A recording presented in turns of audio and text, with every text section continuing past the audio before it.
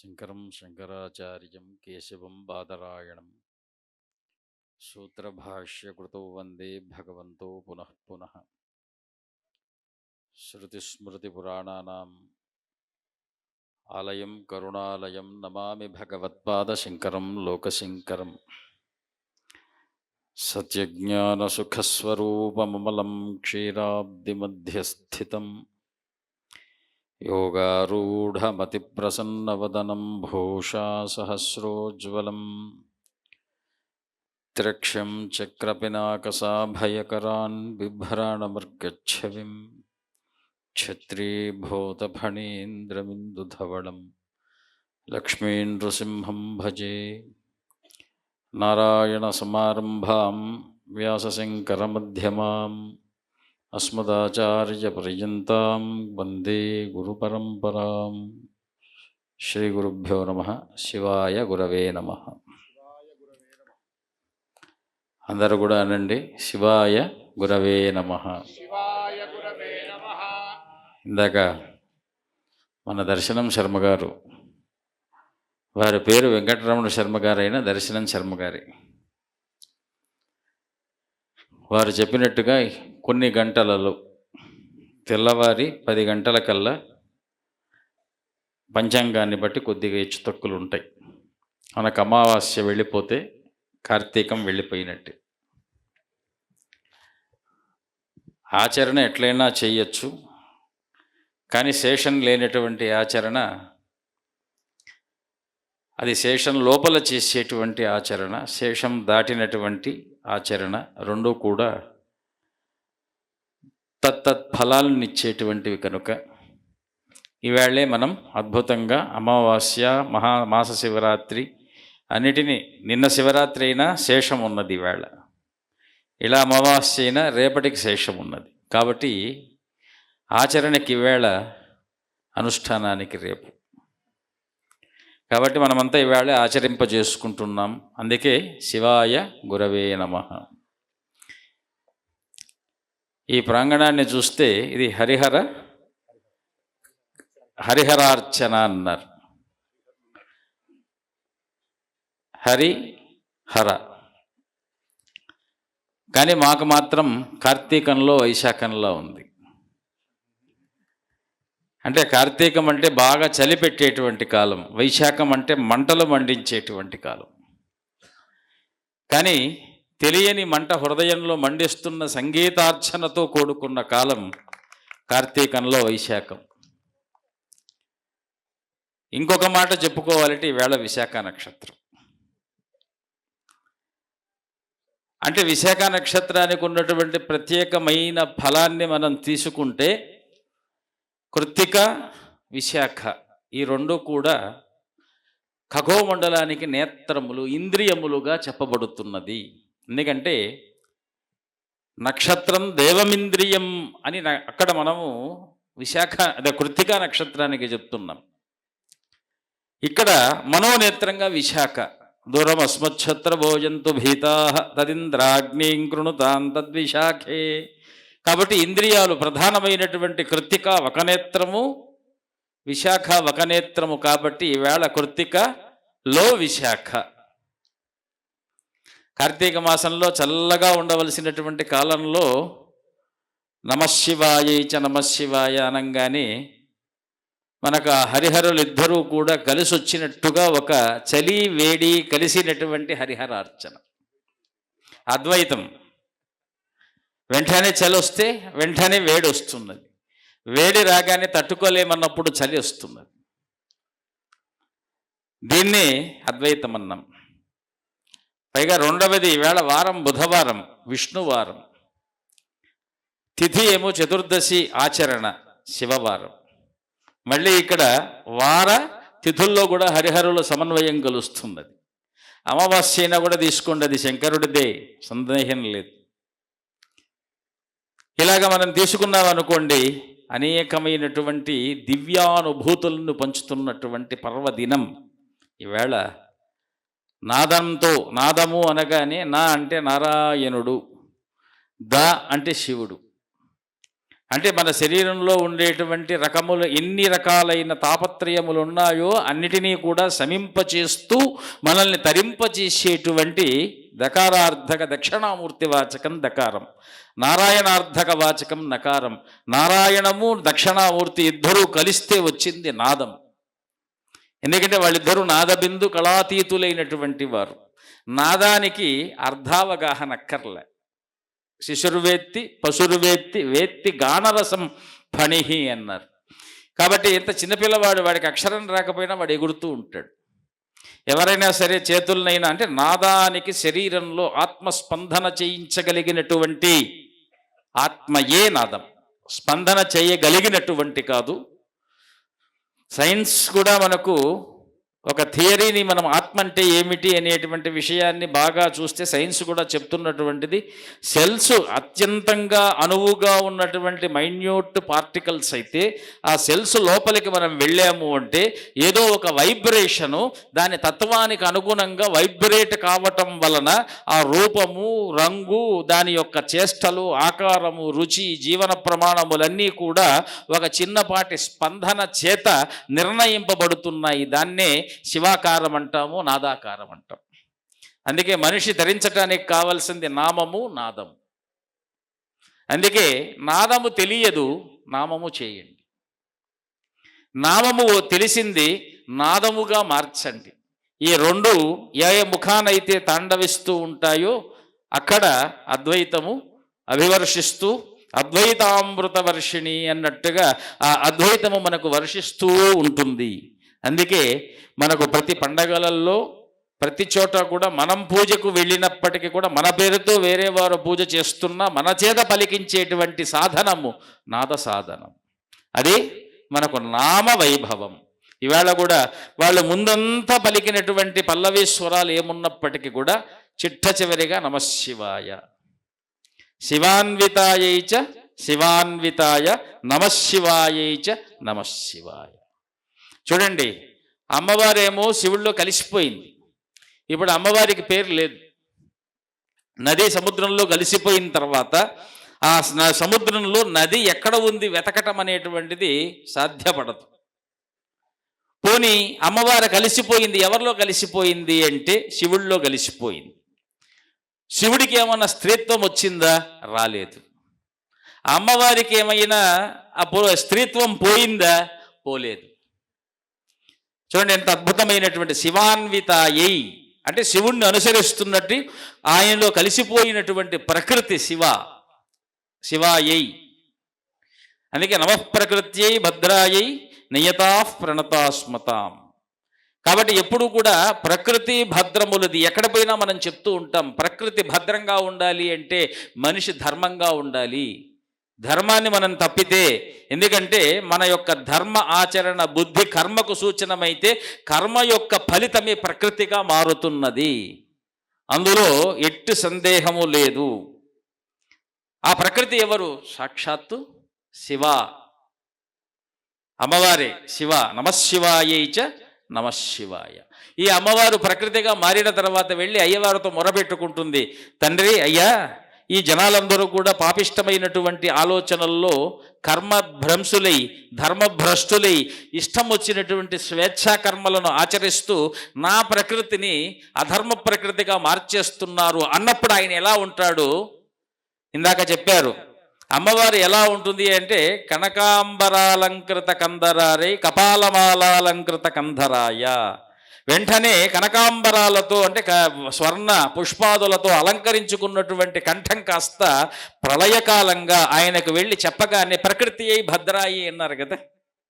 కాబట్టి అమ్మవారు ఎప్పుడైతే అధర్మపరంగా ఈ యొక్క ప్రకృతిలో మనుషులు ధర్మభ్రష్టులై చరిస్తూ ఉంటారో అప్పుడు స్వామివారు ప్రళయాకారాన్ని పొందుతారు. కపాల కంధరాయ. ఇక చూడండి, బస్సుల యాక్సిడెంట్లు, ఫైర్ యాక్సిడెంట్లు, భూకంపాలు, బాంబులు, పేలుళ్ళు, అభద్రత ఇవన్నీ కూడా ప్రకృతిలో సంభవించేటువంటి శివాజ్ఞ. మనం ఎట్లా ఉండాలి? స్వామి మాకు తెలియకుండానే కలియుగంలో ఇవి జరిగిపోతున్నాయి, మళ్ళీ మేము ఉద్ధరింపబడేటువంటి మార్గం ఏమిటి అంటే జగద్గురువులు ఎప్పుడూ మీ కొరకు ఒక మాట చెప్తూనే ఉన్నారు. మనము నామస్మరణతో, భజనతో, యోగముతో, ధార్మికమైనటువంటి చింతనతో ఎవరి దగ్గరికి వెళ్ళలేకపోయినప్పటికీ కూడా మీ నోట ఉన్నటువంటి మాట అనేటువంటి ఏ పరమాత్మ వైభవం ఉన్నదో దాన్ని నిరంతరము స్మరించటమే, ప్రతి కార్యమునందు సంయోగించటమే. అదే ఈవేళ ఇక్కడ నాద రూపంలో కూడా మన చేత పలికిస్తున్నారు. దీన్నే స్మృతిబద్ధంలో పెట్టుకుని ప్రతినిత్యము కూడా 4 పదాలు నమశివాయ చ నమశివాయ అనటానికి మనకి ఏం కష్టం అండి? మనము అన్నీ చేస్తాం కానీ స్మరణ మాత్రము నోటి నుంచి చెయ్యలేం. అంటే కంఠం స్థానంలో ప్రారంధం ఎంత బలంగా మనల్ని ఆవేశించి ఉన్నదో ఒక్కసారి ఆలోచించుకుంటే, ఇప్పుడు ఇందాక హరణమ పార్వతీపతయే అన్నప్పుడు అందరూ మనం ఇట్లా చూస్తూ ఉంటాం. కారణం ఏమిటి? పలకనివ్వదు ప్రారంధం. ఎక్కడున్నది ప్రారంధం? కంఠంలో ఉంది. అందుకే కంఠాన్ని జయించినటువంటి వాడు అంటే కంఠస్థానంలో ఉన్నటువంటి సిగ్గుని, భయాన్ని, ఆ మాట్లాడలేనటువంటి బెరుకుతనాన్ని జయించిన వాడు ఎలా ఉంటాడు అంటే ఒక్కసారి గర్జిస్తాడట.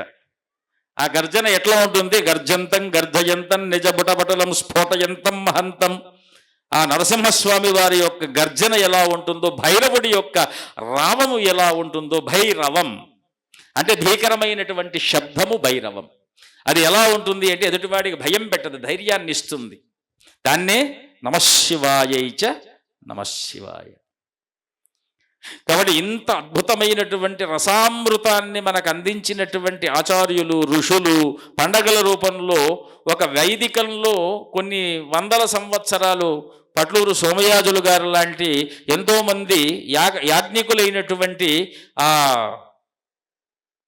ఆధానం చేసేటువంటి వారు ఎంతకాలం చేసి ఈ యొక్క లోకానికి యజ్ఞఫలాన్ని అందిస్తూ ఉంటారో ఆ ఫలాన్ని మనము ప్రకృతిలో ఉండేటువంటి రక్షణగా తీసుకుంటున్నాం. మనం చేయవలసిన పని ఏమిటి అంటే ప్రకృతికి స్మరణ, నాదము, వేదము ఈ 3 కూడా ప్రాణములు. స్మరణ చేస్తూ ఉండాలి, పైకి చెప్పకపోయినా కళ్ళు మూసుకొని లోపల ఆత్మనాదం అంటే శబ్దాన్ని మనం పలుకుతూ ఉండాలి. లేదు అంటే 10 మంది వినేటట్టుగా, ఇంట్లో వాళ్ళు మారేటట్టుగా మనం రోజు కూడా నమఃశంకరాయ, లేదు శివాయ గురువే నమః, అది కూడా లేదు హరే రామ శ్రీరామ రామ రామేతి రమే రామే మనోరమే నమఃశివాయ నమఃశివాయ. విని విని విని విని వినేటువంటి వారికి కూడా చూడండి, ఎటువంటి వారైనా ఈ నాదానికి లోను కాక, చేతులు అలాగా తాళం వేయక, తలను ఊపక, నాదము మిమ్మల్ని వదిలిపెట్టదు. ఆ నాదానికి ఉన్నటువంటి అద్భుత వశీకరణ శక్తి, అది నిజానికి ఎవరంటే ఈ నాదమే నువ్వయ్యా. ఆ నాదాన్ని నీకు ఏ మనస్సులో ఏ అడ్డము లేకుండా, మనస్సు యొక్క విషాదము లేకుండా ఆ నాదము ప్రత్యక్షంగా ఆత్మస్థానానికి చేరుతున్నది. అందుకే ఎంత వేదము జరిగిన నాదోపాసన తప్పక చేయాలి. ఆ శబ్దములో ఉన్నది వైభవం, ఆ శబ్దమే పరమేశ్వరుడి యొక్క సౌరభం, ఆ శబ్దమే పరమాత్మ యొక్క నినాదం, ఆయనే పరమాత్మ అద్వైత సిద్ధాంతం. ఆ సిద్ధాంతాన్ని హరిహర అర్చన అనేటువంటి పేరుతో ఇవాళ ఈ కాప్రా చెరువు గట్టున, అంటే ఒక రకంగా తటాక తటం, ఈ తటంలో మనకందరికీ కూడా అద్భుతంగా ఒక శివార్చనతో కూడుకున్నటువంటి నామ వైభవాన్ని, ఇందాక మనం చెప్పాం కార్తీకంలో వైశాఖం. చూడండి, కార్తీకంలో వైశాఖం, ఆయనేమో ఎప్పుడు నీరు పోసుకుంటూ ఉండేవాడు కృత్తివాసుడు శివుడు. యజ్ఞో వై విష్ణువుని వేదం చెప్తుంది, ఈయన ఎప్పుడు మండుతుండేటువంటి వాడు. ఈయన ఇక్కడి నుంచి 7వ మాసంలో వస్తాడు. మనకు ఉండేది 12 మాసాలే, కానీ లెక్క పెడితే 7వ మాసంలో వైశాఖం వస్తుంది. కానీ అక్కడి నుంచి లెక్క పెడితే 7వ మాసం కార్తీకం అవుతుంది. ఇది జ్యోతిష్ చక్రంలో ఉండేటువంటి ఒక విచిత్ర వైభవ సిద్ధాంతం. అందుకే కృత్తికా నక్షత్రం మేషరాశిలో ఉంటే విశాఖ నక్షత్రము, అంటే కృత్తిక 2 పాదాలకు శుక్రకుజ రాశులకు అక్కడ కూడా కృత్తిక విభాజనమైనట్టుగా ఇక్కడ విశాఖ కూడా శుక్రకుజ రాశులకు విభాగమై ఉంటుంది. అట్లా అగ్నికి, ఇటు దేహానికి కావలసినటువంటి శక్తికి, రెండుటికి కూడా ఆత్మతత్వ, అగ్నితత్వ, సోమతత్వ, సూర్యతత్వాదులన్నిటినీ కలబోసుకున్న నక్షత్రాలు ఏవైనా ఉన్నాయి అంటే అవి కృత్తిక, విశాఖ నక్షత్రములు. అందుకే అగ్ని ఆరాధన చేసి, దీపారాధన చేసి నమస్కరిస్తే నమఃశివాయైచ నమఃశివాయ అయిపోయింది. కాబట్టి అందరూ కూడా స్వామివారి మాటలు వింటూ, ఈ నాదాన్ని స్మరించుకుంటూ, ఈ ప్రయాణంలో చాలామంది అందరూ కూడా ఆస్తికులుగా మారుతూ, ఇప్పటి కాలంలో ధర్మనిష్టతో, ధర్మ జాగృతిగా ప్రవర్తిస్తూ, ఆస్తికంగా మనం ఏదో ఒకటి సనాతన ధర్మ సంరక్షణ చెయ్యాలి అనేటువంటి ఉద్యుక్తతతో ముందుకు వెళుతున్నటువంటి మానవానీకానికి ఒకటే మాట చెప్తున్నాం.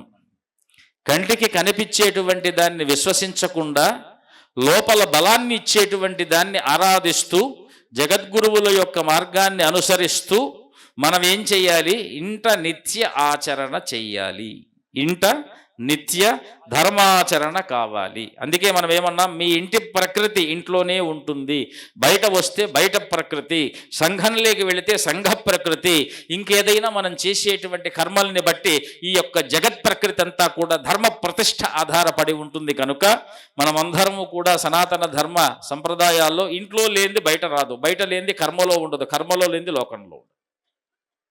ఇంట్లో ఆచరణ కావాలి ప్రధానంగా. మనకు ఇంట్లో మనం చిన్నప్పటి నుంచి పిల్లలకు ఏది నేర్పిస్తామో బయట వచ్చి వాళ్ళు అదే మనం మాట్లాడుతుంటారు. బయట ఏది మాట్లాడతారో మిగిలిన వాళ్ళ యొక్క సంఘం అలాగనే ఉంటుంది. శంకర భగవత్పాదులు చెప్పినట్టుగా సత్సంగత్వే నిస్సంగత్వం కాకుండా దుస్సంగత్వే దుస్సంగత్వం. ఎందుకంటే అక్కడ నిస్ అనేటువంటి ప్రచయానికి స్థలమే లేదు, దుస్ అనేటువంటి ప్రచయమే. అక్కడ 2 దురార్థాలే, ఇక్కడ 2 సదర్థాలే. కాబట్టి అటువంటి సత్సంగాన్ని మనం కోరుకుంటూ ఈ హరిహరార్చన కార్యక్రమాన్ని దిగ్విజయంగా జరిపినటువంటి ఇక్కడ ఉన్నటువంటి ప్రజానీకానికి పేర్లు నాకు తెలియకపోయినా మా కొడకొండ రాధాకృష్ణ శర్మ సిద్ధాంతి గారు ఒక మాట అన్నారు, నమఃశివాయైచ నమఃశివాయ శివాన్వితాయైచ శివాన్వితాయ. మీరందరూ కూడా శివుణ్ణి అన్వయిస్తున్నటువంటి వారు, శివుడు మిమ్మల్ని అన్వయిస్తున్నాడు. కనుక ఈ సభా సరస్వతికి శివాన్వితాయైచ శివాన్వితాయ నమఃశివాయైచ నమఃశివాయ అని మా హరిహర అర్చనా మండలికి మనఃపూర్వకమైనటువంటి నారాయణ స్మృతులు తెలుపుకుంటూ, మరలా ఇప్పుడు సమయాతీతం కానున్నది కాబట్టి మనం అందరము ఇంకా ఎంతో గాన వైభవాన్ని ఆనందిస్తూ ఈ రాత్రిని గడిపి మార్గశిర మాసంలో అడుగిడి మాసానాం మార్గశీర్షోస్మి అని విష్ణువు చెప్పాడు. అందుకే కార్తీకం పోగానే మృగశిర నక్షత్రయుక్తమైనటువంటి విష్ణువు రేపు అడుగు పెట్టడానికి సిద్ధంగా ఉన్నాడు ఆయన. కాబట్టి రేపటి నుంచి మనకు మార్గశిర మాస వైభవం. ఎక్కడా వదిలేదేం లేదు, దేవుళ్ళు అందరూ పట్టుకునే ఉంటారు. కాకపోతే ఒక రాత్రి ఒక చిన్న మాట స్మరణతో తేడా వచ్చేస్తుంది. అటువంటి శివాయ విష్ణు రూపాయగా మారేటువంటి అవకాశాన్ని ఆ పరమాత్మ మనకు ఈ 30 రోజులు కలగజేసినందుకు రేపటి నుంచి మార్గశిర వ్రతాన్ని ఆచరింపచేస్తూ ఇంకొక 30 రోజుల్ని మన జీవితంలో ధన్యత తీసేటువంటి హరిహరార్చన సంప్రదాయానికి, అద్వైత సిద్ధాంతానికి ఆదిశంకరులకు నమస్కరిస్తూ స్వస్తి ప్రజాభ్యః పరిపాలయంతాం న్యాయేన మార్గేణ మహిం మహీషాః గోబ్రాహ్మణేభ్యః శుభమస్తు నిత్యం లోకాః సమస్తాః సుఖినో భవంతు. హర నమః పార్వతీపతయే.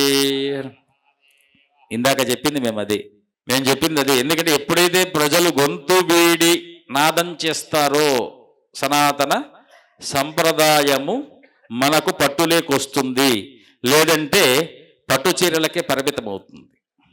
అది అంగళ్ళలో ఉంటుంది, కొనలేం. కాబట్టి ఒక్కసారి గట్టిగా హర నమః పార్వతీపతయే చెప్పటం వల్ల మాకేమీ సిగ్గు లేదు, మీరు చెప్పటం వల్ల మీకు పోయే సిగ్గంటూ ఏమీ లేదు. బ్రహ్మాండంగా చెప్పచ్చు. స్వామివారిని పిలిపించేందుకు అంటే మాకేదైనా కనీసం పిసరంతైన పుణ్యాన్ని ఇప్పిస్తారు అని. ఏ పుణ్యం కూడా మేము చెప్పకుండా ఊరికే కళ్ళు మూసుకొని వెళ్ళిపోతే మేము వచ్చిన దానికి రాకకు పోకకు నిష్ఫలమైపోతుంది. కనుక మీరు ఈరోజు హరిహరార్చన చేసి తీరవలసిందే, మేము ఇక్కడి నుంచి వెళ్ళవలసిందే. హర నమః పార్వతీపతయే. సగమే వినిపిస్తుంది వాణి. బాగా ఇంతమంది అరిస్తే ఎట్లా ఉండాలి చెప్పండి? ఆ ఆకాశంలో ఉన్నటువంటి కిన్నెర దైత్య దానవ రాక్షసాదులందరూ కూడా ఉలిక్కిపడి అర్ధరాత్రి సుప్రభాతం పలుకుతున్నట్టుగా అనిపించాలి. కాబట్టి హర నమః పార్వతీపతయే. పర్లేదు, నందీశ్వరుడు మేలుకున్నంత ఉందన్నది. ఇప్పుడు శివుడు రావణాసురుడికి ఎందుకు వరాలు ఇచ్చాడో తెలుసా మీకు? ఆయన అరిచాడట. రావణ అంటే అర్థం ఏమిటి? అరవటమే. గట్టిగా అరిచాడట. ఎలాగా? నమఃశివాయ. అలాగా మనం కూడా అరిస్తే పోయేదేం లేదండి. రేపటికి అమావాస్య పోతుందేమో, మనకేం పోతుంది. హర నమః పార్వతీపతయే. ఏడుకొండలవాడ వెంకటరమణ గోవింద గోవింద. శ్రీ గురుభ్యో నమః. అందరినీ కష్టపెట్టుంటే ఏమనుకోవద్దండి. ఇలా కష్టపెట్టేటువంటి అవకాశాన్ని మళ్ళీ మళ్ళీ మాకు ఇవ్వాలి అని కోరుకుంటూ స్వస్తి. గురువుగారు ఇంకొక 3 నిమిషాలు ఒక చక్కని కీర్తన.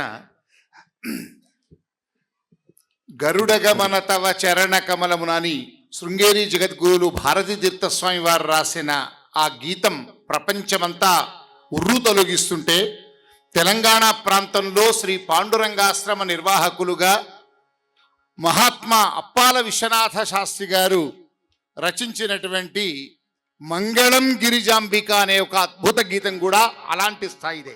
ఆ ఒక్క గీతాన్ని జగద్గురువుల సమక్షంలో ఆలపించాలని ప్రార్థిస్తూ, వీలైతే కూర్చున్న వాళ్ళందరూ కూడా తాళాలు వేస్తూ గడాన్ని కూడా కలపాలని ప్రార్థిస్తూ, అటు తర్వాత స్వామివారి కరకమలంలోచే జ్యోతి ప్రకాశనం ఉంటుంది. అందరం తీర్థ ప్రసాదాలు అటు తర్వాత తీసుకుందాం.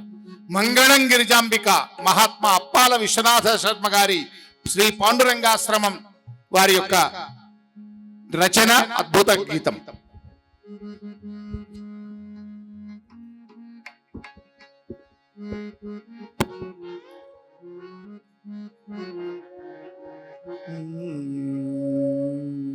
మంగళాంగ సుషుంగ వృషభతురంగ జితమాతంగ సంగర. మంగళాంగ సుషుంగ వృషభతురంగ జితమాతంగ సంగర. రంగ నిర్జిత మనుజ భవ భయ భంగ ద్రుపతంగ తరంగ.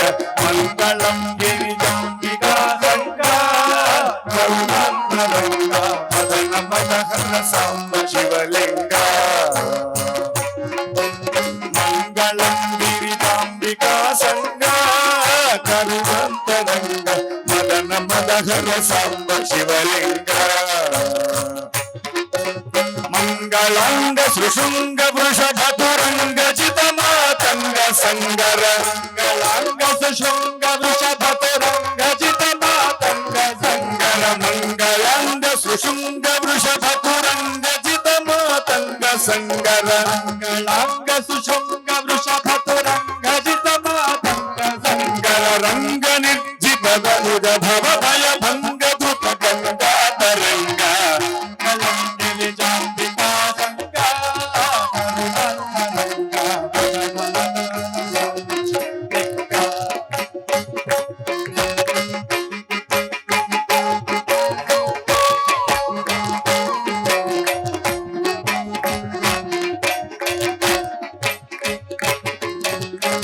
నీలలోహిత భస్మమయ పాల కరకాల కాల పాలలోచన కలిత పనిజాల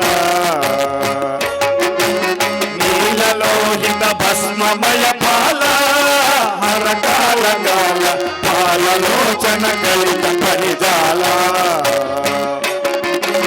పాలితాఖిల లలిత లలిత లోల సద్గుణ జాల కరతల పాలితాఖిల లలిత లలిత లోల సద్గుణ జాల కరతల శూలనద పరిపాల దేవతయాల బాల సుశీల జయ జయ మంగళం గిరిదాంబికా సంగా కరుణాంతరంగా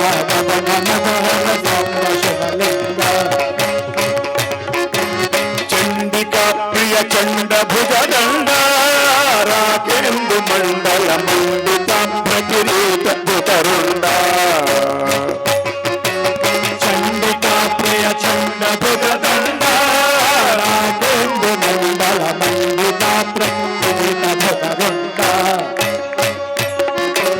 బండి బింది మఠమరునాదన చండ భాండము నిండ నిండగ బింది మఠమరునాదన చండ భాండము నిండగ చండతర శంఖము మృగ అఖండ తాండవ నీల సల్పుమ మంగళం నిజాంబికా సంగా కరుణాంతరంగా మదన మదహల సంగ శుభలింగ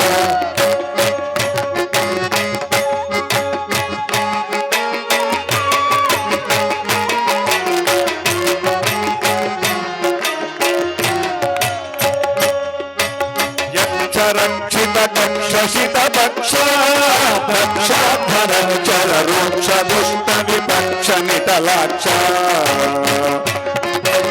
యక్ష రక్షిత కక్షిత పక్ష పక్షాధర చర రూక్ష దుష్ట విపక్ష మితలాక్ష దక్ష రాక్షస శిక్ష దక్షిణ మోక్షద విరూపాక్ష సుందర రాక్షస శిక్ష దక్షిణ మోక్షద విరూపాక్ష సుందర అక్షశత రుద్రాక్ష దేవాధ్యక్ష విషభక్షణ క్షణ శుభ మంగళం గిరిజాంబికా సంగా కరుణాంతరంగా మదన మదహర సర్వ శుభలింగ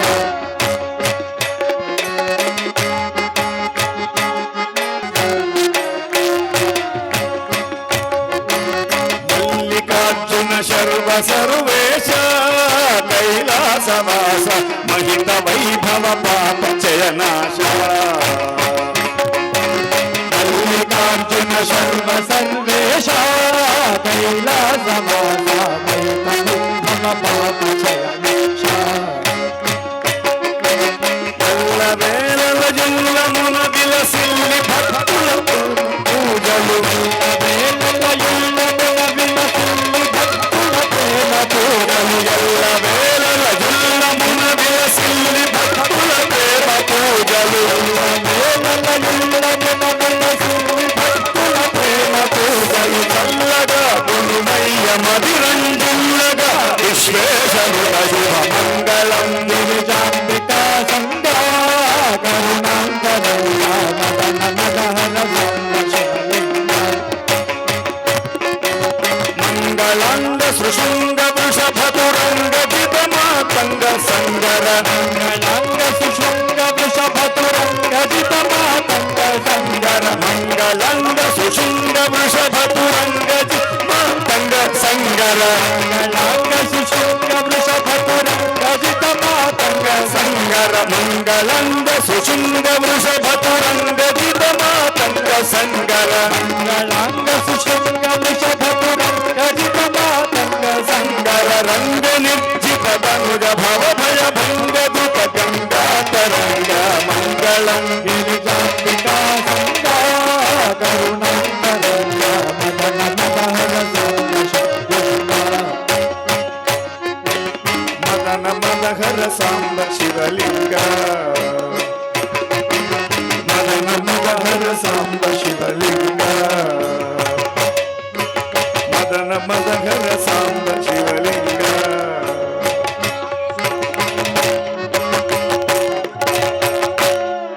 ఆశావశాదష్టదిగంతరాళే దేశాంతరభ్రాంతమశాంతబుద్ధిం ఆకారమాత్రాదవనీసురం మాం అకృత్య కృత్యం శివ పాహి శంభో.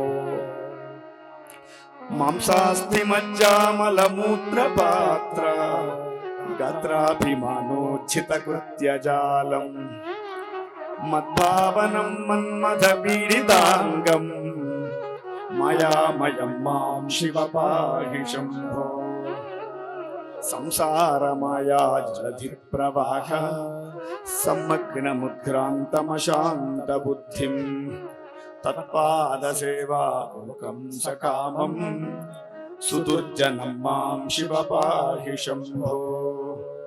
ఇష్టానృతం భ్రష్టమనిష్టధర్మం నష్టాత్మబోధం నయలేశహీనం కష్టాదిషడ్వర్గ నిపీడితాంగం దుష్టోత్తమం మాం శివ పాహి శంభో. వేదాగమాభ్యాసరసానభిజ్ఞం పాదారవిందం తవ నార్చయంతం వేదోక్తకర్మాణి విలోపయంతం వేదాకృతే మాం శివ పాహి శంభో. అన్యాయ విత్తార్జన సక్త చిత్తం అన్యాసు నారీష్వనురాగవంతం అన్యాన్న భోక్తారమశుద్ధ దేహం ఆచారహీనం శివ పాహి శంభో. పురాత్తతాపత్రయతప్తదేహం పరాంగతిం గంతుముపాయవర్జ్యం పరావమానైకి పరాత్మభావం నరాధమం మాం శివ పాహి శంభో. పితా యథా రక్షతి పుత్రమీశ జగత్పితా త్వం జగతః సహాయ.